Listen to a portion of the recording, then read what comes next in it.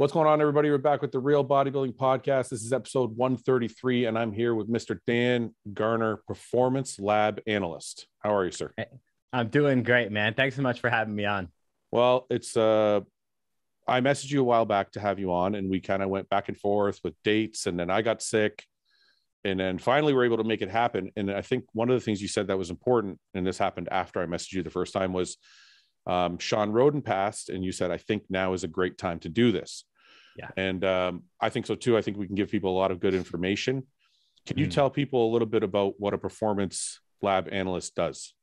Sure. So what I do is essentially that I'm looking at labs for the sake of health and performance. I'm not looking at labs just to see if someone's already sick. So I like to describe it as I look at physiology before it becomes pathology, because so many problems that not just bodybuilders, but athletes and people in general, a lot of what they run into is very predictable based on if things are trending high or trending low, or if there are ratios involved that people just simply don't know about. And sometimes there is a major art behind viewing labs as well. And this is something we can get really, really deep into.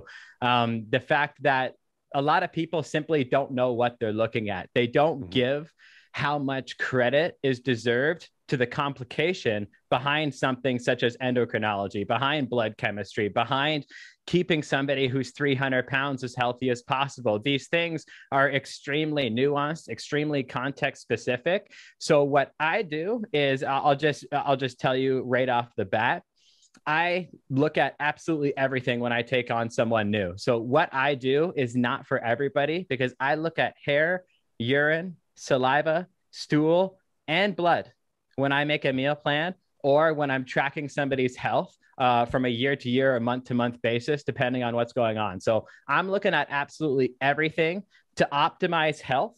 And the funny thing is, when you optimize health, you do optimize performance. So a lot of people try to separate the conversations, but you can't really mention one without the other, because an unhealthy body is not going to adapt to stressors. And if you're not adapting to stressors, you're not going to adapt to your training. So I've always said the body will adapt to the degree that it is healthy. So I'm looking at all of these markers to protect one's health. And by doing that, I protect their career longevity and the results they can expect from their given program. Okay. So I just want to share, I just want to show people your Instagram really quickly. Cool. So for people listening, it's Dan Garner, DanGarner Nutrition, all one word, obviously, on Instagram. So strength coach, nutrition specialist, lab analyst, international educator, best-selling author, celebrity pro athlete trainer. So how many people are you coaching right now? And are they of varying degrees of athletic prowess, or you coach a lot of average people, more just stay in line with top athletes? What are your athletes made up of? Sure. So I really appreciate you showing this, because I think a lot of your audience might be unfamiliar with who I am and the work that I do. So the athletes that I work with today are tip of the spear guys. I've coached 3 Super Bowl champions, 2 UFC world title winners. That was a boxer I had just a couple of weeks ago. He won 2 titles on the same night. That's heavyweight Ben Rothwell. I'm working with about 8 UFC fighters just currently at the moment. I've worked with multiple Hall of Fame inductees, 2 all-time world record breakers. I've coached an Olympic gold medalist, an Olympic silver medalist, 2 Olympic bronze medalists. I don't do this at all to brag, but rather as a trust building exercise with you and the audience, so they know this ain't my first rodeo. I deal with high performance all the time. So this is and what I do is look at labs. I've looked at over 1,000 labs in my career, and I don't say that to be dramatic either. I've literally looked at over 1,000. So I've got a lot of theoretical knowledge behind the scientific literature in this area, but also just simply a lot of experience of looking at athletes do wild shit and see what happens in response to that. So we can basically do our own in-house research to protect one's health. Okay. So when you're talking about labs, you're not just, and forgive me if this is not, I'm not a scientist by any means. I'm a bro. I call myself a bro scientist. So when you're looking at labs, we're not talking about just my typical blood work that I would go get done with, like kidney, liver, thyroid, all that. You're you're going far beyond that. Can you describe like what a lab is, or some various types of labs that you might be looking at with an athlete? Sure. So first off, I would actually want to front load this statement with the blood work that you get is the most researched and most reliable, the most validated lab that anybody can do. There's a reason why you and I can get it here in Canada. You can also get it in Hong Kong, get it Vietnam, you can get it Southern California, get it Hawaii. Doesn't matter because there's that much scientific literature behind it. It's extremely standardized. So that blood chemistry or your CBC, CMP, that alone is something you and I could talk hours about, because I think that is a vehicle at which we could help a lot of people, because for a lot of people, insurance is already covering that. Or for a lot of people, that's the cheapest lab that you can do. So there's so much people can draw from that they're not drawing that I think could really help people's health and ultimately their performance. But when I'm working with somebody, and again, I'm the first guy to say what I do is not for everybody because it's extremely comprehensive. I'll also incorporate, say, like I said, the urine, hair, stool, saliva. And what I'm looking at is brain chemistry balance. I'm looking at the microbiome. I'm seeing if there's any pathogens within the gut or anywhere in the body at all. Sure. What I basically do, I'll kind of simplify it. When I take on a client, we create what's known as a total physiological health score. Okay. And it is a combination of your visible stressors and your hidden stressors. Okay. So visible stressors are things are already stressing your physiology. So if you're sleeping poorly, if your diet's bad, if you're taking recreational drugs, if you have emotional or psychological stress, these are quantified.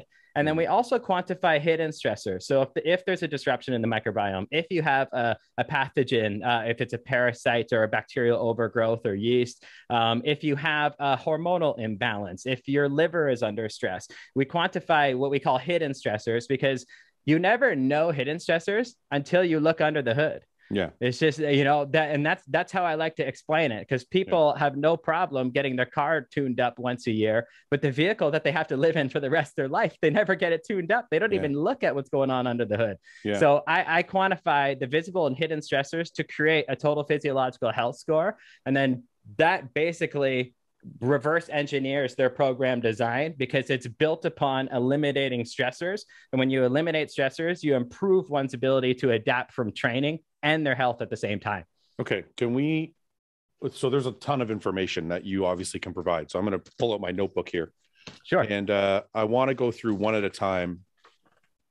Not all of the individual labs one at a time, but like, I want to start with blood work because I feel like it's the most important. So there's one main question I have to ask you. The main question I get from people who DM me is, my doctor doesn't know how to look at my blood work based on what I'm taking, because if they're taking performance enhancing drugs or if they're bigger than the average person, because as you know, obviously, if you have a lot more muscle, your blood work's going to be a little different. Absolutely. So they always say to me, well, who do I talk to? Because my doctor is telling me that I'm really unhealthy, but somebody else is telling me that the number is normal. So what I wanted to ask is, can people pay you, or do you know of another person that they can contact, or a platform that they can go to where they can submit blood work and pay maybe a fee, and somebody can say, this is what your blood work is or isn't? Yes. So that's basically what I do. I'm a problem solver. People will say, hey, I've got my labs done, or I'm also a practitioner. So I order people's labs so they don't even have to talk to their doctor. Okay. When I order someone's labs, it just goes straight to their doorstep. They fulfill the kits, and then I get the results. We rock and roll from there. So that's something I do, but I don't want to sound that self-serving. So you can talk to, there's a lot of other guys who know what they're doing, but you've just got to really trust them. Like you got to look at somebody who has experience in this. Like I've worked with, say, NFL O linemen. So I've worked with guys that are 360 pounds and holding a lot of body fat and getting concussions and are training hard. Like this is a physiology I've seen before. But if you do talk to a pediatrician to look at your labs and you're a 300-pound bodybuilder, you're going to get two way different answers. So it's up to the user to, I guess, do two things. To understand that you got to refer out, because just because something is within the reference range does not mean that you are healthy. So I think maybe a good example of this could be, let's just keep in the world of blood work. There's a marker called bilirubin that is in every single lab. It doesn't matter. Yearly physical, you go get that done. You'll have your bilirubin done. Now, bilirubin is a waste product. So it's a waste product of red blood cell destruction. Now, a lot of bodybuilders know that a lot of drugs induce red blood cell production. They induce something called erythropoiesis, which increases red blood cell count. You can also take EPO, erythropoietin, like Lance Armstrong did, and get your own red blood cell count way up. But bilirubin, to get back to what I was talking about, bilirubin is a waste product of red blood cell destruction. Okay. Now, that's important to care about, because bilirubin is also a fat-soluble antioxidant. So if somebody is destroying red blood cells, well, then that's called hemolysis. So their body is attacking their own blood. That will bring bilirubin down. And then, that'll bring bilirubin up, because it's a waste product of destruction. It'll bring bilirubin up. But then if you're a highly inflamed athlete, which a lot of bodybuilders are, well, then a lot of that bilirubin is going to get converted to something called biliverdin to act as a fat-soluble antioxidant to quench free radicals.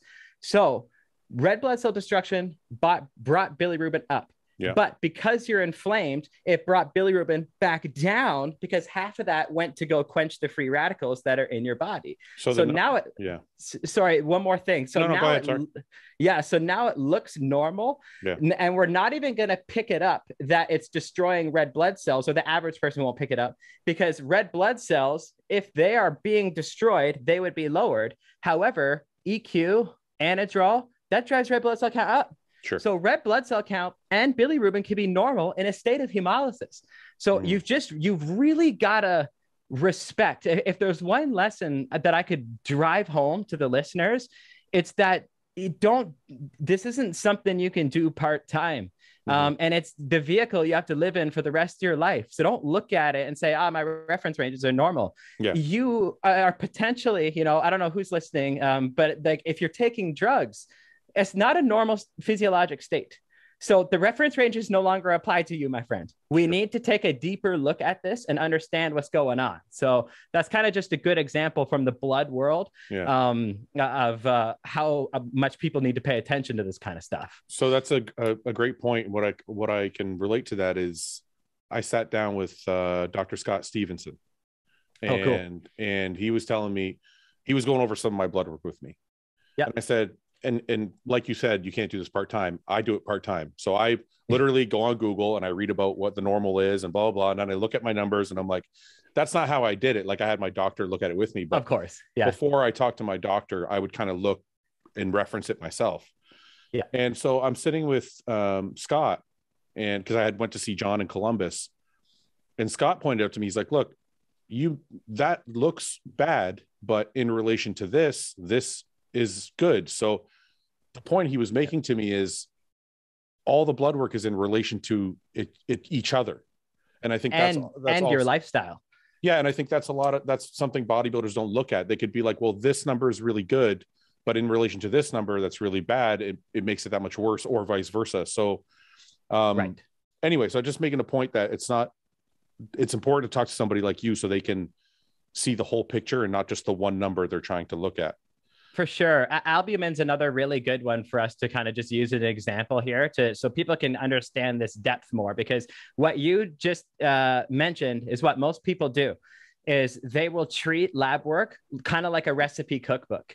They'll say, I have high ALT, do this. I've got high cholesterol, do this. Yeah. But if you don't understand the physiologic metabolic pathways that led to that, then your cookbook doesn't matter. Because it might work 50% of the time. And that's honestly what a lot of coaches do. They like pretend to be informed because they have protocols, but protocols are totally dependent upon the individual. If they're on cycle, off cycle, their size, their diet, their tendencies. Like some people will be more predisposed to being sensitive to estrogen, for example. Some people may be more predisposed to having high LDL or insulin values. Yeah, you have to really look at it for someone. But to kind of circle back to what I was talking about with albumin, I mean, a lot of people don't understand even what it is, right? Or even bilirubin. If you say, hey, what actually is bilirubin? A lot of people don't know. Or if I'll say, hey, can you tell me what alanine transferase is? And they're like, I don't know what that is. Oh, it's ALT. Oh yeah, wait, no, I know ALT. So it's somebody who's memorized something but doesn't truly understand something. Sure. So albumin is an acute phase reactant. So acute phase reactants simply mean, a lot of this stuff sounds fancy, but it's freaking not. An acute phase reactant, if you are in an inflammatory state, then albumin will be brought down. Okay. However, somebody who's dehydrated, that actually drives albumin up. So somebody can be absolutely inflamed and dehydrated at the same time. That's total. That's a bodybuilding. That's diuretics and hard training, you know? So albumin can look totally normal. And that is really bad for somebody's health, because if we're not picking up on dehydration, well, what's the number one organ system that suffers from dehydration? Your kidneys. Kidneys. And your kidneys are absolutely not as regenerative as your liver is. So when you look at that properly, you're able to kind of create the correct inference. Oh, I mean, this is why your kidneys are messed up. This is why this value is happening, because this distribution is in this ratio is throwing itself off. And then when you correct it, you actually get a performance benefit. Like albumin, a lot of people don't know this either. It's the number one osmotic gradient in the blood. So osmotic gradient, again, this shit sounds fancy. It's not. Osmotic gradient just means if there's more of something on this side than this side, well, then we're going to balance that out and bring it over here. So that's what albumin does in the blood with sodium. So if you have low albumin or albumin's not functioning properly, then blood, actually your water will create edema. So you'll actually have a worse cosmetic look. You'll be retaining water because of albumin. But if we correct that albumin, well, now water can get back in the bloodstream and give you a better muscle pump. Sure. So it's kind of a good example of improving health, improves performance, and your cosmetic look. So I want to go back to the one question I asked you again, just for, I don't know if I fully understood. If somebody messages you with blood work, do they have to be a client of yours, or will you just look at it in itself? They have to be a client of mine. They have to be a client of yours. So if I answered every question for free, it would be all I do. No, not for free. That's not what I'm saying. Oh. I mean, like, let's say I'll take myself. Let's say I'm working with Hani Rambod. And Hani's my coach for training and nutrition, but I say to you, hey, I want you to look at my blood work because this is your area of expertise. If I pay you X amount of dollars, whatever you charge, would you go through my blood work and I could still work with Hani, or are you like an all hands on approach where I got to do everything? No, dude, I never pretend to be an expert in everything. I want not what's best for my business or whatever. I want what's best for the athlete. And then as a byproduct of that, that's what's good for business. So if somebody's working with Dennis James, Milo Sarcev, whoever it's going to be, I would absolutely be on board to just even give them a second set of eyes to look at things, and other guys are great too, like guys like Stan Efferding, guys like Broderick Chavez, these guys have looked at labs a million times too. So I think the more people that can step forward and educate in this world of high performance health, it's the better it's going to be for bodybuilding. So yeah, I totally do though. To answer your question clearly, I do. Sorry to keep going back to it. I'm trying to give the listeners some real information because they just don't know where to turn. So I just want to make that point clear before we moved on. Okay. Absolutely. So if we go back to blood work, there's a couple points I want to touch on in the podcast. I want to touch on blood work, like standard blood work that bodybuilders would get. I'd like to touch on gut health, and I also would like to touch on dehydration. So, or hydration, however you want to put it. So going back to blood work, there's a few main points that most bodybuilders encounter. Is this something I can ask you about one piece at a time, even though it's all connected? Like if I say to you, most bodybuilders have high red blood cell counts, and their main mechanism of action is to go give blood. That's the only thing bodybuilders know how to do. Well, how do I lower my red blood cell count? They say, well, do hard cardio or go give blood. Is there something else that you can recommend to bring it down other than not take the drugs that they're taking? Yeah, you find the root cause of the problem.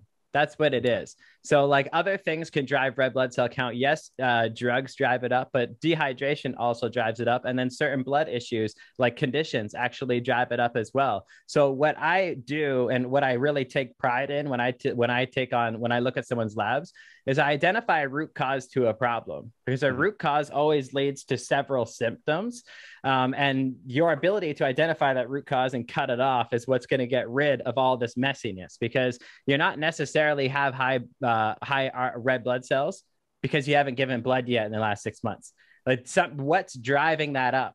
Let's answer that question first, and then we can be a lot more proactive, because this is something where if you look at red blood cells, you can actually protect people's health, but even optimize their performance when you understand a few things. And it's kind of like when you have a red blood cell count, red blood cells have a turnover of 120 days. So it's representative of the last 120 days. Now, in the sport of bodybuilding, and this is where, like, if you're talking to a pediatrician or if you're talking to me, you're going to get different answers, because trending high or even a little bit high, not too high, RBC counts can actually be favorable, because that's going to deliver oxygen to the body. Beta oxidation is fat loss. So if somebody is lacking RBCs or if they're lacking iron, you're literally at a chemical rate limiting step to burning an optimal amount of fat. And if that person had low iron, you also can't make thyroid hormone. So you're going to just lean more on drugs, which is going to lead to a lot more problems. Sure. When I say red blood cell count is high, and you say I got to find the root, what if the root is EQ or anadrol? So now you're saying, okay, I found the root. The root is these steroids he's taking. Wouldn't the answer just be to pull them out? Like, what is the answer to keep it low while still taking the drugs? That's what I want to know. It's not going to be low while taking the drugs. There's no way. It's not going to be. Nah, you're not going to keep it low. And when you're optimizing hydration, when you are staying cardiovascularly fit, I mean, the one of the reasons why these drugs work is because they do that.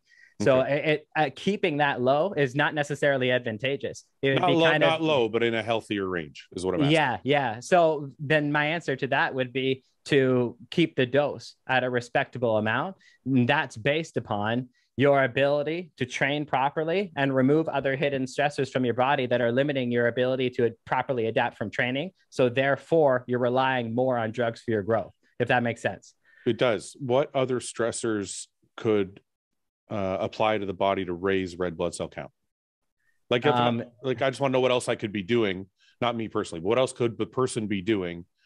If he's taking anadrol, he's taking EQ, is there other things he could be doing that would raise red blood cell count? Dehydration's a big one, and so is testosterone, but dehydration's a huge one. There's so many athletes and bodybuilders out there that are walking around dehydrated that have no idea. And that's a huge one. And I think it's because a lot of people think hydration is just water, whereas really hydration is water plus electrolytes. So when you manipulate that, you actually improve hydration and red blood cells, but you improve kidney health at the same time. And we can get into that too, if you'd like. Okay. So let's save that for a little bit later. Let's stay on the blood work. So, okay. Cool. So we'll move from red blood cells to something else that I see in a lot of blood work and I get a lot of questions about, which is HDL.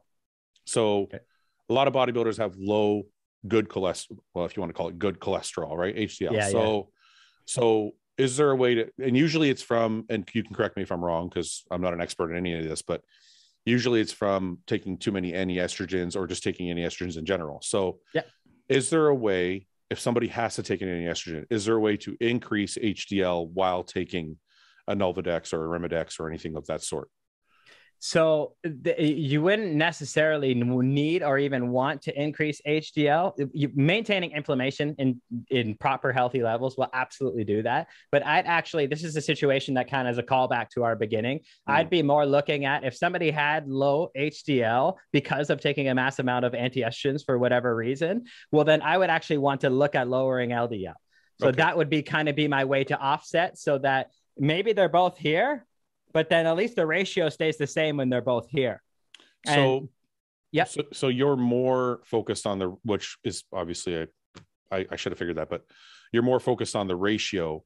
My thought of the ratio was I want to raise my HDL to meet my LDL if my LDL is not too high, right? Like if your LDL is 10, then yeah, you have a problem. But if like your LDL was 5 and your HDL was like 0.5, wouldn't you want to raise your HDL, or are you still saying I want to lower my LDL to come down to my HDL point?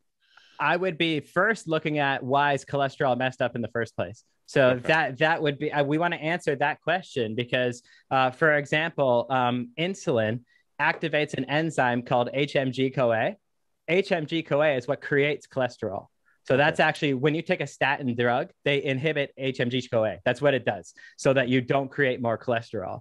So insulin excites HMG-CoA. So when you have, if let's say you're taking exogenous insulin, do you have high cholesterol, or are you just taking too much insulin? Right? Because you have to start answering that question. And then it goes even further, because if you're taking too much GH, well, then this can result in insulin resistance. Well, insulin resistance is going to result in elevated blood sugars. Elevated blood sugars is going to result in your own natural production of insulin being higher, which is also going to excite HMG-CoA. So do you have high cholesterol, or do you have insulin resistance, or are you taking too much exogenous insulin? And beyond this, there's a third big one for bodybuilders here too. And by the way, all of these answers have like 40 answers. Okay? I'm noticing that now. I'm like, damn, we can't narrow, because, and I'm not saying it's your fault, because there's a whole bunch of different variables, but like, it's hard to give people advice or get them on the right track when there are so many different variables. Yeah, so we can educate to the best of our ability, and that's actually going to be like a part of what I think the IFBB could do. But the third thing, and I'm trying to come up with examples that are the most relevant to bodybuilders. That's why I'm only saying a few things per metric. Yeah. The third example is hypothyroidism. So if you're taking a ton of thyroid, you can induce, if it's going to be temporary or even permanent, you've seen some nasty things especially in female bodybuilding, that you can have a state of hypothyroidism because you've taken too much exogenous, say T3, for example. Well, hypothyroidism, thyroid is what actually allows your gallbladder to make bile out of cholesterol. So when you lack thyroid hormone, put very simply, your ability to create bile from cholesterol is decreased. So do you have high cholesterol, or have you induced a state of hypothyroidism due to a poor use of drugs? So we got to kind of answer all of those things. That's the reason why fiber lowers cholesterol, because fiber binds onto bile and brings it out of the body. So then your body has to use more cholesterol to make more bile. That's why fiber works. But hypothyroidism inhibits that process. So when you ask me a question, I apologize when I get like all over the place, because when you say, okay, I got cholesterol, what should I do? My brain goes, okay. Because I start manufacturing different contexts that would be the most relevant in bodybuilding. Maybe it's better if we get away from the what do I do because if there's going to be a million different answers, you're going to need the actual subject to talk to find out what he's doing to answer the question. And that's why people need to refer out and not do this part-time. Yeah. So that's kind of like, it goes back to my number one message. And I'll just kind of parlay this into the IFBB thing I was talking about, and poke holes in this idea, because I don't know if it's a fully thought out idea. I want to preface everything I say first with I freaking love bodybuilding. So if I'm ever passionate about this, or if I sound like don't freaking do that, it's because I love the sport. It's not because I'm disrespecting it. But when it comes to this type of education, I think that it would be awesome. And I actually think it was Roman's idea on a bro chat. And I was like, hey, that will work. I think it was Roman about the IFBB actually providing a course. And if bright minds in this industry who understood lab work and understood the game, so like maybe they've even got a little street cred, like Stan Efforting, you got to understand that those are the people that need to join forces to create a course. And that's kind of something I would like to say too, because this is likely a conversation where many minds need to take part of it, and not just like, us doing it on a podcast. It's a big thing that could involve a lot of informed opinions. But if the IFBB provided a course on, I think they could provide a course on evaluating blood chemistry for the bodybuilder, but then also provide them an Excel spreadsheet. So what the spreadsheet would look like in my brain is it would have 4 different points. So, and all that is 12 months. Okay. And Sure. it's broken up into 4 3-month categories. Sure. And it's simple. So the guys use it. So all it is, your training program is here. Your diet is here. The drugs you were taking are here. Your lab work is here. Mm-hmm. And then your special notes are here. Okay. So why did I say 4 times a year? Because red blood cells have 120-day turnover. That's right. So yeah, we want to do that. We want to have those exact breakouts, and we want to predict things before they turn into problems. So I think that if we do that, we'll be at a major advantage. If I say 4 times per year, it could be 3 times per year if you want to do the full 120, but I like to solve a problem before it becomes a problem. So it would essentially, like I said, training, diet, drug protocol, your blood work, and your special notes. So like, I lost my erections this month, or I'm holding extra water right now. Like these kinds of things could all be in there. And then you are basically creating inferences on lab work when you are on the least amount of drugs or the least amount of stress, but then also lab work when you're on your peak amount of stress and peak amount of drugs, because you need both in order to create the proper average in the middle. Mm-hmm. And I think understanding that red blood cell have a turnover count that way, heart disease is one of the biggest problems with bodybuilders, and red blood cells are very predictive of that, the way in which you look at them and what inferences you can calculate from them. We essentially have, okay, my training, my diet, my drug protocol was this, and this is what my labs look like. But then the next time, No, go ahead. But then the next time I did fasted cardio for 30 minutes per day, and that really helped out my lipid profile. So I can run this course and I can do it again, but just be a little bit smarter about how I organize my training, so my cardiovascular profile is better. Mm. And then on top of this, so the IFBB would provide a course for you to interpret your labs, and they would provide the spreadsheet for you to track your health markers. And then it's not mandatory to do consults, but the IFBB provides spreadsheet consults. So say they hired me or they hired somebody, that person, and it's not mandatory because I don't want to ruin the sport of bodybuilding. I don't want people to think they have to do stuff. None of that. So they just offer it. Oh, do you want a consultation because you've got the spreadsheet and your labs look like this? Let's have an expert look at it and see what's going on, so that when you enter your next block, we can start cleaning some of this stuff up. Yeah, I think it's a great idea. It's one of the things I said was it should be mandatory blood work done every 4 months. I'm not afraid to say mandatory, because every sport has a mandatory something, right? So and I've been there and I've done it, and I don't think it would hurt the sport. But if we don't say mandatory, I think what should be mandatory is that the blood work gets done. I think what also should be mandatory is that you have to consult. Yeah. I don't think, what I have been convinced of is, I don't think the person that you're consulting with or the IFBB should be able to say you can or can't compete. But I do think the consultation and the blood work should be mandatory. Yeah. Because then every athlete has the tools now and has the knowledge to make the decision of whether they want to keep going or whether they need to take a break. Because right now, I don't think they have that. Even if they get blood work done, they're probably like me. They get blood work done, they check a few things, they show it to their doctor. The doctor may not be 100% versed in what's going on, and the doctor tells them to keep going. And a multiple of things could be happening that they don't know about. So I do think it should be mandatory. It should still be their choice whether they're going to move on or not. So I just need to ask you a couple things. So you said training, nutrition, drugs, and then blood work, and then notes. The only thing I see wrong with that is, I think if you were to have them log their drugs, the IFBB now has a problem. So that would have to be a private matter, where once they do the consultation, maybe they talk to you privately, and that's your choice whether you're going to do it. Maybe you can't work for the IFBB at that point. Maybe you're a separate entity, you're an independent contractor. Because I think if you make them log their drugs and it's part of the IFBB, now they have, they have a liability there where I don't think they're going to get involved. But all of the rest of it sounds like it's a great idea, and I'm totally for it. So do you think, so let me ask you this, because a lot of people are like, oh, that wouldn't help. That wouldn't help because Sean wasn't competing and John Meadows was retired and, blah, blah, blah. So how much do you think that would help the 20-year-old, 25-year-old, 30-year-old, 35-year-old before they get to the point where they're in their mid 40s and now it's too late?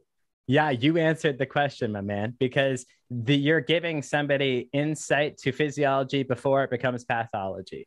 That's what this is all about. And when you do your lab work, it's not about like reversing everything today. It's about making sure you protect your future.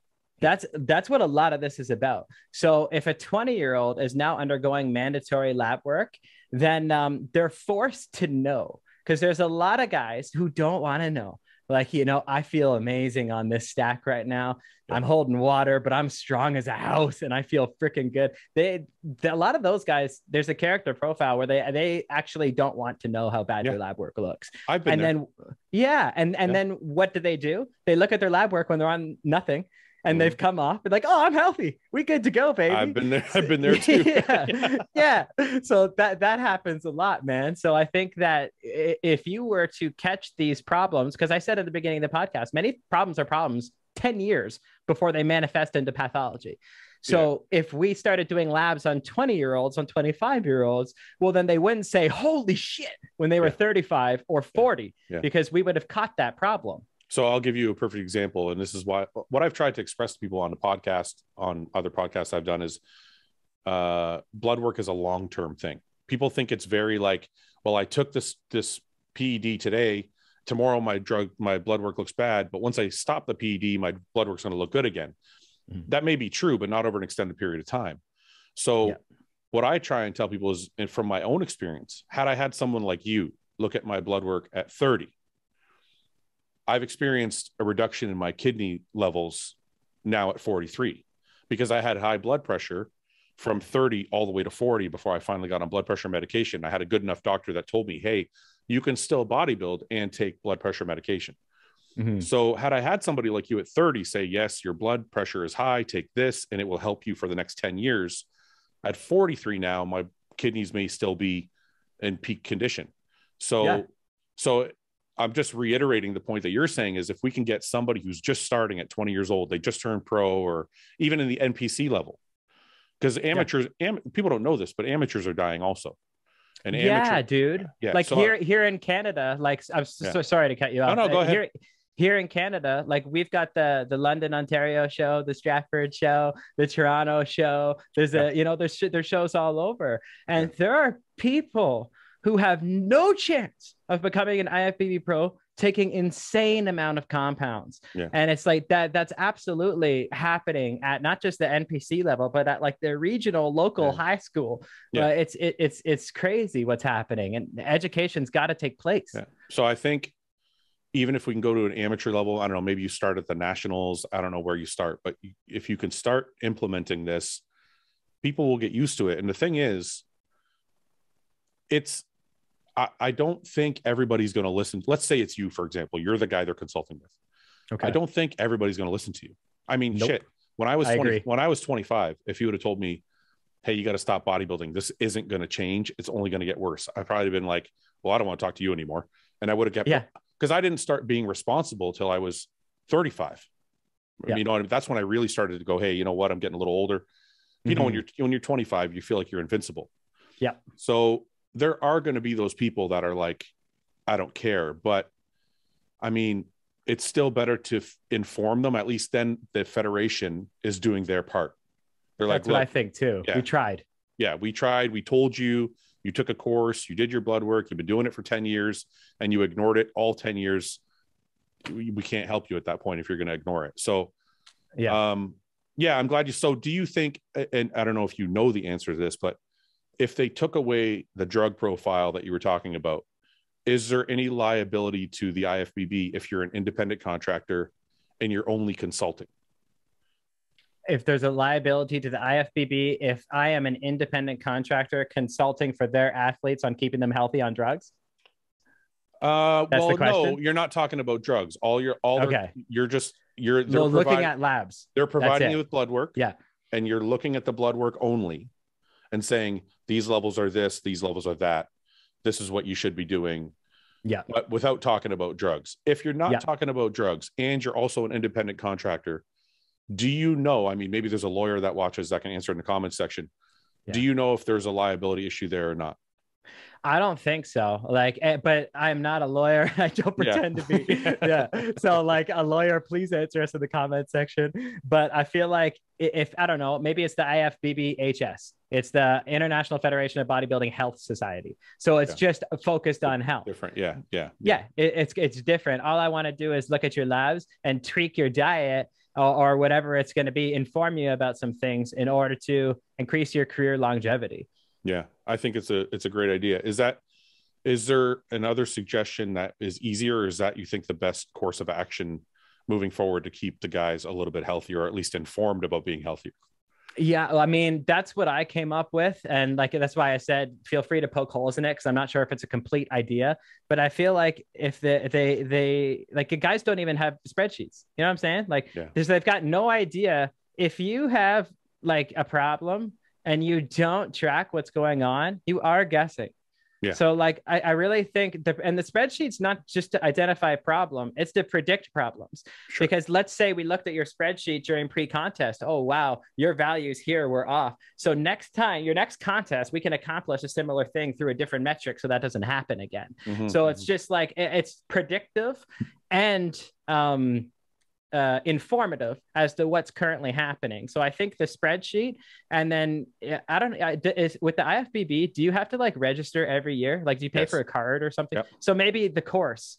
So your course, you could do the course or even continuing education in this area in order to keep your IFBB card live, and you would answer a quiz on it too. So I think the course, the spreadsheet, and offering consults, because again, people aren't going to listen to me. Well, they will, but not everyone. There's going to be a chunk of guys that don't want the advice. But if we offer it and we give them the spreadsheet and the course, at least they're not blind anymore. Yeah. At least they can see it. I think logistically it's simple. Like right now, a pro card costs $200. Okay. So if they said to all the pros from now on, look, you got to pay $300. And then a portion of that money goes to pay for all of this, right? It pays you your salary for doing it and all this other stuff. Yeah. I don't think any pros are going to be like, well, I'm not doing it. Forget it. It's an extra $100. I think they'll pay the extra $100 and do it. I'm not a pro anymore. Yeah. I'm not paying $100. Yeah. So they'll pay the extra $100 and they'll get it done. And it's very easy to track.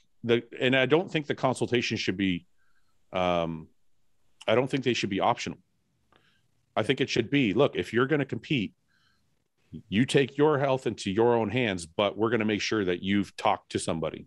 Yeah. So here's the thing. I work with an NHL player on the Toronto Maple Leafs. Yeah. Mandatory lab work, mandatory consult with the nutritionist. You can't opt out or you'll get fined. You get fined. So you can't opt out of these things. So I think the IFBB, why wouldn't we do that? You know? Yeah. I think it would, honestly, man, I think it would mean a lot to people from the outside looking in. Hey, the IFBB actually cares. They're doing this thing. And I think, listen, at its root, it would have helped somebody like me. And somebody says, well, you're projecting your own. Somebody said this to me, and we were DMing back and forth, having a debate, not a debate, but a conversation. And they said, well, you're projecting your own feelings onto it. I'm like, of course I am. I'm like, I was part of the sport. Like, if I'm not going to project my feelings, then who is? Like, I did it and I've experienced it. So I know for a fact that they said to me, hey, it's not 200 anymore. It's 300. And you got to talk to this doctor for 15 minutes or an hour or whatever, every 4 months. I would have done it. These guys want to compete. These guys want to compete. It doesn't mean they're going to listen to you, but they're going to do it. For sure. So, and like for a guy like you, it could have been an extra $100 a year for kidneys. You know, like that, and that's right. You being on the back end of it makes your opinion more valid rather than less. You've already gone through been at the absolute peak of the sport. You were in it for a long time, had tons of sponsors. You know so much about the entire industry in and out. So like, I think your opinion of it would be what I would want. It would be an opinion. So of course you're going to express your feelings on it. Yeah. Yeah. So I want to go back to one quick thing. So I want to go back to blood work for 1 minute, because I know inevitably this is going to be asked of me. Can you, since we can't go down a list one by one and figure out solutions because there are so many variables, can you give me a list of what somebody should ask their doctor for, assuming they may come to you after and say, what do you think? Like, what do you want to see on a blood work? So it's real simple. Get a CBC and CMP. CBC. That is a CBC. Okay, CBC and CMP. Yeah, like Bob. Yeah. Yeah. So it's a complete blood count and comprehensive metabolic panel. So with those two, you can derive an enormous amount of information. I could do, and I'm not joking, like a 5-day seminar just on that. There's so much that you can draw from this information. So that would be the number one thing that I would recommend to order. Can I go to my doctor and say I want a CBC and a CMP? They'll know exactly what you're talking about. Okay. That's good information. And that will give you what? It'll give you everything. It'll give you kidney, liver, like everything. Thyroid, cholesterol, all the in between, everything you need to see. Everything. Yeah. Everything I need to see. And if I need another test, then that would qualify that we need another test. So for example, if neutrophils and lymphocytes, if they're at a ratio of 5-1 or more, it's like a sure shot that you have a bacterial infection in the gut. So then that's, I would say, okay, well, because of this ratio, we know we need to now order a stool analysis. So like when you start the CBC and CMP, you get a ton of information, and that's a real easy thing everyone can do. The other easy thing that I want to do, because I don't want this to just be information with no action items, have you ever heard of something called a PRAL score? A PRAL score? PRAL, P-R-A-L. P-R-A-L, no. No, okay, yeah, see, so something like this should absolutely be in the bodybuilding world. So it stands for potential renal acid load. Okay. So potential, because it's from the diet. Yeah. Renal, kidneys. Yeah. Acid load, damage. So we're looking at, and that's a PRAL score. And essentially what you're looking at is 5 macronutrients that create an acid load on the kidney. Well, I guess 4 micronutrients, 1 macronutrient. You're looking at protein in the diet, as well as phosphorus, calcium, magnesium, and potassium. Okay. So 4 micronutrients and 1 macronutrient. Okay. Phosphorus and protein are acid loading on the kidneys, whereas calcium, magnesium, potassium are alkaline loading within the kidneys. Yeah. When you get a PRAL score, it's predictive of kidney damage. Yeah. And you can get a PRAL score, super simple. There's this, you can calculate it yourself, but if you get an app, and I make no money for saying this, it's called Chronometer. You can track your whole diet in something called Chronometer. And if you get the gold version of Chronometer, it will look at your whole diet and calculate your PRAL score for you. Really? So yeah. So well, can I ask you a question just to touch on how the importance of this? Yeah. Because I've read a few things about kidneys ever since mine kind of have declined a little bit. You want less acid in your diet if you have kidney damage, correct? Yeah, correct. Yes. You're looking for a PRAL score of 0. That's what you want to balance back out. But so that doesn't mean you have 0 acid in your diet. It just means you've balanced. Yeah, it just means you've balanced. Yeah, you've been more proactive towards the insults that your kidney has to take. Look, we're already training hard. We're already got tons of muscle mass. We're already taking in a ton of protein. The least we can do is make sure that protein comes from a balanced source. Mm-hmm. So what you do is you upload your whole diet, and bodybuilders are perfect for this because last time they ate the same thing every day. So it's freaking perfect. You upload your whole diet in Chronometer, and then you literally just click a button. Calculate PRAL score. And if you're above 25, you got to make some freaking changes to your diet. If you're between 0 and 25, you're good, but I wouldn't call you optimal. But if you're at 0, now you're optimal. And right now, Fouad, it's going to sound like I'm trying to make headlines, but I'm not. The highest acid loading things I have seen on PRAL scores, and you can look this up, PRAL food scores, and it'll give you it per portion size. Roasted chicken and canned tuna. Really? Roasted chicken and canned tuna. Both things I love. No wonder my kidneys are fucked.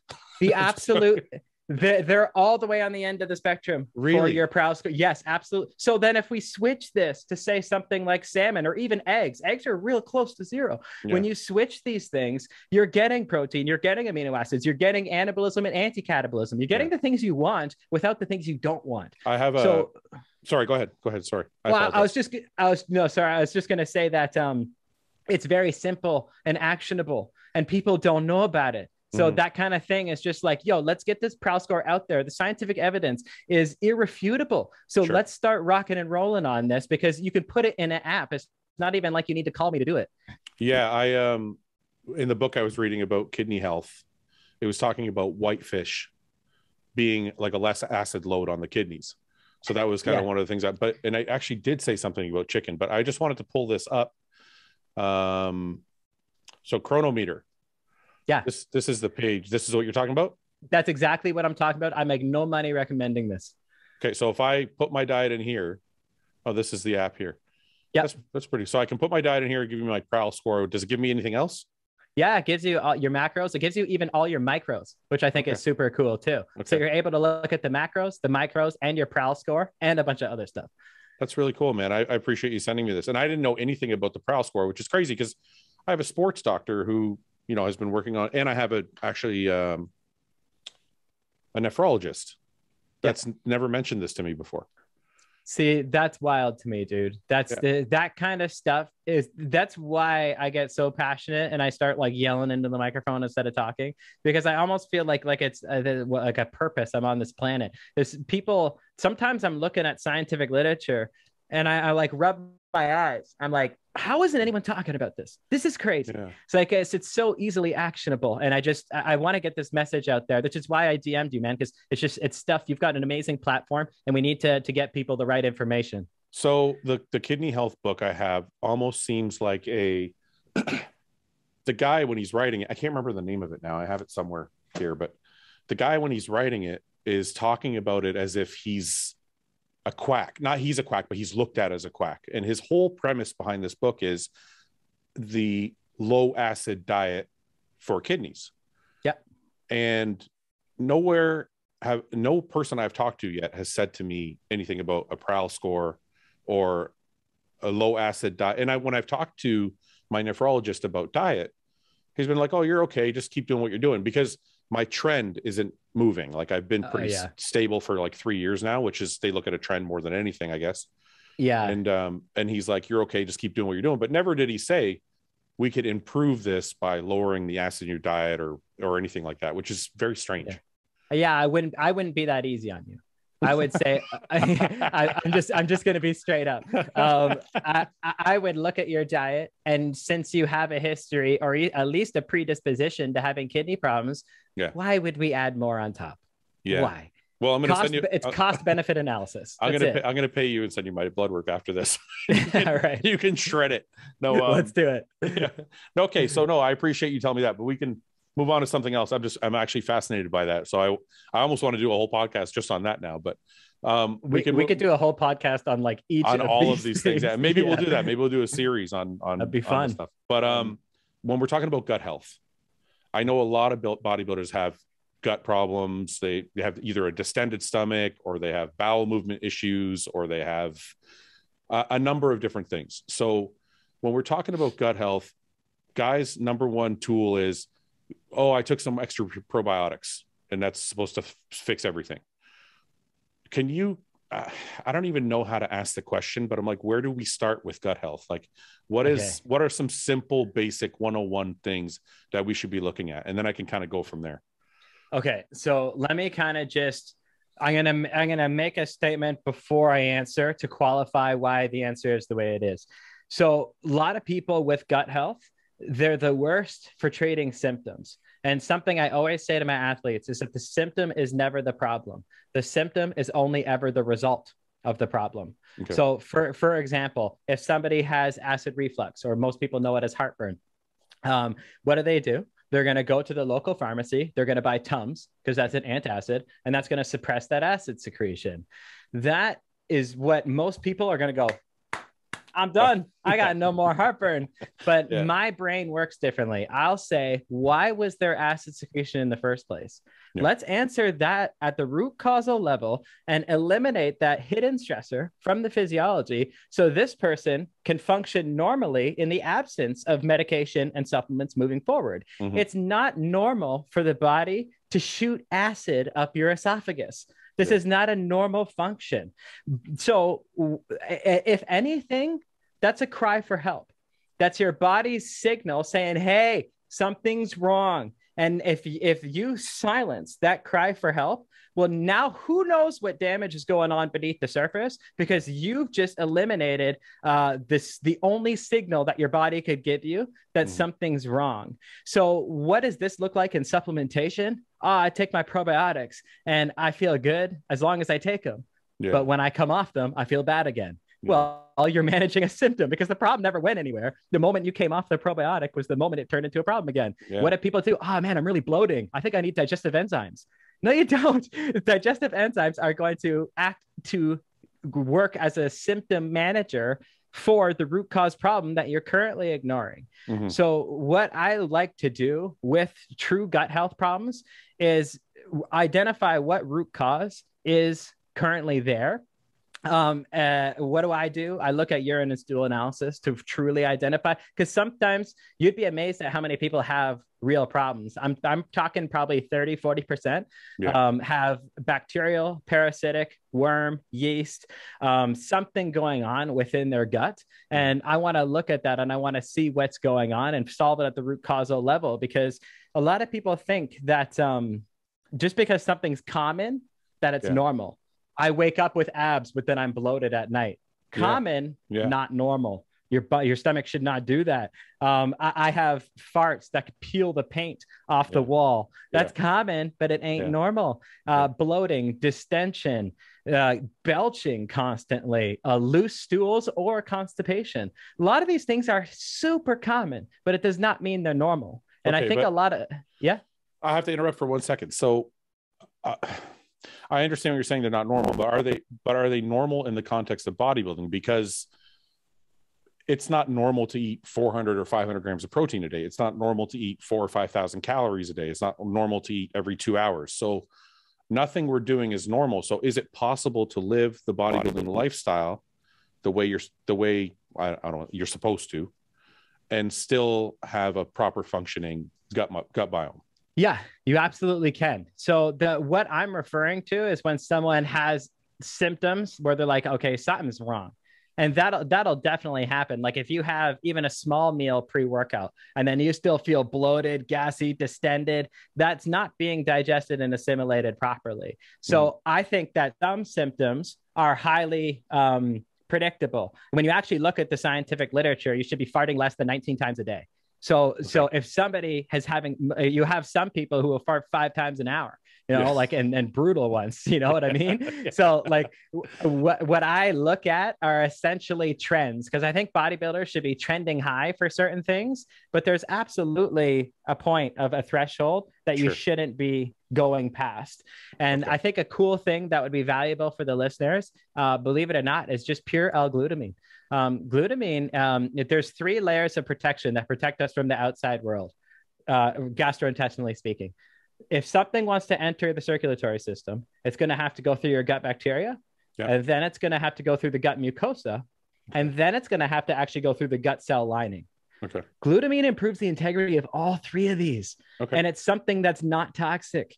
So this is something where, like, you asked me, what can we do for gut health? That's something everyone could do right now, and nothing bad is going to happen. That's a non-context specific thing that is going to improve the integrity of your gut bacteria, your mucosa, and your cell lining. Not to mention, this is so awesome. We talked about this. Glutamine is what your kidneys bind acid to excrete it. Really? So yes, absolutely. So glutamine is used as a kidney health supplement at the same time.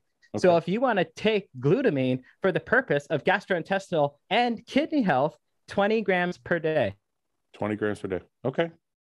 It's interesting. Yeah, that's a quick fix. So now, does this mean you don't find a place for probiotics and digestive enzymes? Like, you think it's almost like you're too late, or is there a place for them? There is a place for them, but I qualify that place with labs. That's what I do. So like when it comes to probiotics is a pretty good example, because we know a lot less about the microbiome than we think we do. There are thousands, there's over 10,000 different strands of bacteria and over 1 trillion of them. So like, it's just to kind of take a step back. Did you know that they actually found a 5th quadricep so Okay. Okay. Sorry. So they found actually a fifth quadricep. Yeah. And I've looked into this. We've been studying anatomy for 495 years. Yeah. And we just found a fifth quadricep. I think it was in 2014. Okay. Yeah. So I guess it's a quinticep now. Where is it? Yeah, it's right near the top. It's like almost like your hip flexor kind of area. Okay. It's right there. So that's something we've just recently found. It's hilarious when you look at things. They found another good example. They just found a brand new ligament in the knee. So these are things we can look at, by the way. So we've been studying it for 495 years. We just found a new ligament in the knee, and we just found a new quinticep in the last 10 years. How well do you think we got the microbiome figured out? Yeah, exactly. You know what I'm saying? How well do you think we got endocrinology figured out? We could look and dissect people and see these things, and we still didn't pick them up. So the fact that some people are like, this is what you got to do for gut health. This is what it's like. We don't know. Everything has a positive and a negative feedback loop, and you got to be careful. So that's why I like to look at labs and truly identify something real. Like if somebody says, oh, you need a pathogen eradication protocol, and they haven't done a stool analysis on you, that person should be exonerated from the industry, like gone, because they're acting on something with no information at all, which kind of leads me to my next point as to why I think it's so valuable for bodybuilders to do their lab work, because we have a lot of research on everybody that's not a 300-pound bodybuilder. They are the least researched person in the world because they're that size, they're rare, they don't want to be researched, and they're on pharmaceuticals. So the very fact that you have no research should implore you to do labs to make sure you're doing your own, the most important research study of all time, which is looking at your own physiology. Sure. Okay, so there's a place for everything with when it's been looked at and studied, and you've seen the lab work and where and why you need it. I want to move before we move away from gut health. I just want to ask you a couple other questions. So I was talking to a holistic doctor about cheat meals. And she was telling me how bad they were for your gut biome, and when people pig out or binge or whatever, it takes the body like 2 weeks to really get back to normal from that cheat meal. Is that something that you found? Is that something that makes sense? Like when bodybuilders eat clean all week and then Saturday night rolls around, they have a pizza or like burgers or whatever they're going to cheat with.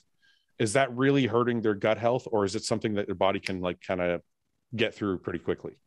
Your body can get through it pretty quickly. So I would respectfully disagree with that statement, because for a few reasons. 2 weeks is very arbitrary. Depending on the cheat meal, the size of the athlete, that's wildly arbitrary. The second thing I would say is your transit time. I mean, you're going to poo. That is going to be completely gone within the next 3 days. You've got your ascending, transverse, and descending large intestine. And at the slowest rate, it'll take 1 day per section. And then you will poo that out. So in 3 days, that whole cheat meal is gone. So 2 weeks is arbitrary. 3 days, that cheat meal is gone. We don't actually know enough on the microbiome to make statements like that anyways. And also, there's no such thing as a bad meal. There are only such things as a bad diet. Nobody creates insults to their physiology on a one-off basis, because biology responds to averages over time. Okay. So, but let me ask you, and like, again, forgive me if this terminology is wrong or it doesn't make sense. It's all good. So if I have let's say I binge or have a cheat meal or whatever on that night, the cheat meal is gone in 3 days, but does it interrupt my good bacteria, bad bacteria? Does it affect my inflammation? Like, is there any lasting effects, or is it once it's gone, your body is like back to normal? So the two things that would come to mind is you'd have potentially acute inflammation, but it would have to be a pretty wild cheat meal for you to do that. The next thing that comes to mind is processed food. Sorry, go ahead. I'm known for those, so that's why I'm asking. Is that what you're asking? This is a personal question. This is a personal question. Okay, no, it's not. It's not. No. It's a kind of personal, but it's not. So okay, let's move on. So anyway, okay, kind of personal, but not. Okay, so when it comes to that, again, no one meal is going to make someone healthy or unhealthy. It's biology always responds to averages over time. One meal per week is not going to impact that to any measurable degree in a chronic sense. It probably will in an acute sense because you're going to drive blood sugars up, which is then in turn going to drive inflammation up. So that would affect something acute, like a C-reactive protein on a lab. That could impact that, but it would be very acute, come up and then it would go down. The only other thing I think of, because not that this is a personal question, but I'm going to answer it from a kidney perspective for my friend out there. Yeah. Processed foods contain the most amount of phosphorus, which is acid loading. So processed foods contain phosphorus. If somebody was having an enormous cheat meal with a ton of phosphorus on it, we could have picked that up and taken, or at least changed maybe their cheat meal options to lower phosphorus foods so that they didn't do as much damage to the kidney. Sure. That's a great point.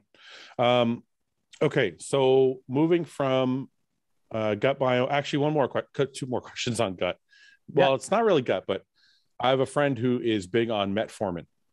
Okay. He takes it for anti-aging. He also takes it for obviously carb utilization. Yeah. How do you feel about metformin? Is it a valuable tool or is it not? Like, where do you stand on that? I think it's a valuable tool. I do. That's one where, like, you don't like to recommend drugs on a podcast, you know what I mean? Yeah. But metformin, there's a reason why it's one of the most manufactured drugs in the world. It's got when you look at a cost benefit analysis, it wins the war. So metformin, when taken at a normal, respectable dose, that's something that I think can actually improve one's physiology, because it's going to result, especially in a bodybuilder, with less taxing going on with the pancreas, not as much insulin being required, more carb utilization, lower blood sugar. When you start looking at these things and then the downstream effect that they would have if we didn't do it and you still maintained a wildly high carb diet, then I just think it wins the cost benefit analysis. Okay. Is there any benefit to gut health with metformin? I mean, obviously, if you're processing your food better, maybe, but is there any actual help with gut health? Not directly, at least that I'm familiar with. It would simply be due to better assimilation of that food and less stress on things such as your pancreatic beta cells. But that would basically be it.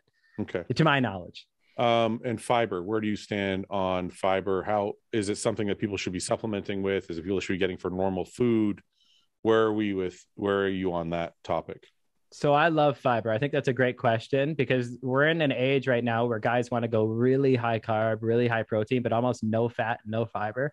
And I'm not on board with that. Like, I'm a guy where I'll incorporate some healthy fats and some fiber into your plan. I think that that's absolutely going to get a better result in the long term, for a variety of reasons. But with respect to fiber should be taken in at 10 to 12 grams per 1,000 calories a day. Okay. So you can just taper that up. If you're someone like Roman, you're having 7,000 calories a day. So we're going to do 70 grams of fiber to ensure that is maintaining, to answer your question, maintaining a healthy microbiome. Fiber is converted into something called a short chain fatty acid, or butyrate, which helps improve the pH and overall health of your colon and bacteria. So fiber plays a big role in that. And fiber, when you look at the fiber research, to be fair, there's some bias in that from people, say, advocating pure plant-based diets or advocating their own fiber supplement. You do see some bias, but two things fiber undeniably does is lower cholesterol, because of that bile thing we talked about previously, where it gets bile out of the body. And number two, fiber balances blood sugar. Okay. And when it comes to bodybuilders, balancing blood sugar and getting cholesterol out of the body, I don't think that's a bad idea. I personally actually love Metamucil, believe it or not. I think that's very underutilized in bodybuilding, to have just a teaspoon of Metamucil per day, and then ensure from food you're getting at least 10 grams per 1,000 calories. Okay, so let's just say I'm eating 4,000 calories. I need 40 grams. Obviously, it's something you taper up with. So let's say the first day I'm just starting with 10 grams. Can I just take it once a day, or do I have to break it up? Or, like, let's say when I do finally get to 40, do I take 20 in the morning, 20 at night? Or is it just, as long as I get the 40 in, I'm good? So there's kind of two ways. If you have healthy blood sugar, then you can just get it all in morning and night. But if you're somebody who needs the benefit of balanced blood sugar throughout the day, then I'd probably go five. I see. Five, Yeah. I would add a little bit. So that's the way in which I would approach it. And honestly, I think it's tastier that way anyways, to incorporate a little bit of vegetables or something with a meal or a fruit. I think it's good. So when you say the 40 grams a day at 4,000 calories, that's total, including Metamucil or whole food. That's total. It's not a big ask. Yeah, no, it's not. The reason I think most bodybuilders don't get into fiber is because it slows down your appetite. Yeah. Like that's why people opt for white rice, right? As a carb source, because the fiber is really low. It's in and out. You're hungry again in an hour. You can eat another big meal. And that was always my rationale for not doing high fiber diets, but then you're at the expense of your health. So I guess you have to find a happy medium. You could backload it. If you've got good blood sugar, say you're on metformin, if you've got good blood sugar, then you could have fiber for your last meal of the day. So that clears your system and doesn't impact your appetite, because you're going to have an appetite again when you wake up. Yeah, that's a good idea. We could backload that fiber. Where were you 15 years ago? You would have been like a major help to my career. I'm here now. Yeah, okay. We can help the rest of the people. Okay. Yeah. So going back to, the last thing I want to touch on. Do you have time? Because we've been on way over an hour now. That's cool. Yeah, I've got a consult with an athlete in about 15 minutes or so. Okay, so the last thing I want to touch on is dehydration. Okay. Oh, you said you can be dehydrated even though you're drinking water because of lack of electrolytes. Yeah. How does somebody who's not familiar with all the science of it, how do I know when I'm dehydrated? Okay, so number one, blood work's mandatory. If you've got high albumin, then you're dehydrated. Okay. So that's ruled out. Okay. The second thing, I'll actually use kind of a morbid analogy. Okay. Let's say you've got a dead frog in front of you right now. If we sprinkle salt on that dead frog's legs, his legs will actually start to contract. Okay. And that's because salt causes muscular contraction. Okay. However, his legs are contract. You actually see it in Japanese cuisine. They'll pour soy sauce on tentacles and it starts moving around. Okay. I don't know why that's appetizing to anybody. I was going to say that's gross. that's something people do. So that's a reason the tentacles move. It's because it's the sodium in soy sauce driving up that muscular contraction. Okay. But then if that dead frog's legs are contracting and now we sprinkle potassium on his legs, they'll actually relax. Okay. Sodium, muscular contraction. Potassium, muscular relaxation. Yeah. Now, what's a contraction without a relaxation? Yeah, it's a cramp. If you got a cramp. So if you're somebody who's cramping, well, then it's likely going to be a potassium problem. And that can absolutely impact your performance. And sodium will reduce cramps too, because of the osmotic gradient I talked about previously. Oh, okay. But the real kicker here is magnesium status. Okay. Mm-hmm. So let's say somebody has optimal sodium and optimal potassium. Yeah. So contraction and relaxation are on point. Yeah. Magnesium actually determines intracellular and extracellular concentration. Okay. So if you have sodium and potassium, they're perfect. But you have low magnesium, well, then you have no doorman within the muscle cell governing intra and extracellular concentration. I see. Magnesium is low even in the general population. And we've seen in the research that athletes need up to 50% more magnesium than general population people. Sure. Now, imagine a bodybuilder who's bulking and sweating all the time, losing electrolytes and magnesium, and then also training his ass off on a Milo Sarcev twice-a-day training plan with giant sets, and then he needs all kind of magnesium. And so we're running out of magnesium. And another thing here too is, and this is why I always say health is performance, you guys. Everything connects to everything. Magnesium is required for a process known as glycolysis, which sounds fancy, but that's just your ability to convert carbs into anaerobic energy. That's it. Getting glucose from the bloodstream into the muscle cell to be converted into ATP for energy.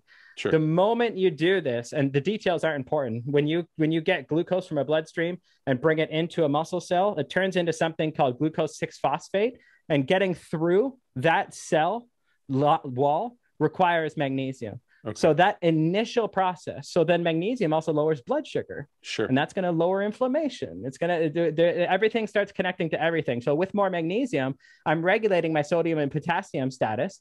Not to mention, magnesium is also a big contributor to the PRAL score that we talked about previously. Okay. And also, if I'm low magnesium, then I'm inhibiting glycolysis. So I might think I'm really low energy in the gym. Fuck, I need more carbs. This program's tough. You literally could be running out of gas in the gym because of magnesium status. Had nothing to do with your water, nothing to do with your branch cyclic dextrin, nothing to do with your sleep last night. None of that. Your magnesium status. So if you're asking me, like, how do I know if I'm dehydrated? Well, I mean, your water intake for sure. But then when you're calculating your PRAL score, you're going to take a look at a lot of these electrolytes anyways. And that's going to help with your hydration in the big picture. Okay. So we got sodium, magnesium, and potassium. Sorry. So what levels? And obviously it's going to matter on the size of the body and the size of the person and all these other things. But like, how do I get it? Am I just getting in with food? Should I be taking a magnesium supplement? Should I be adding salt to my food? I mean, most bodybuilders add more salt to their food.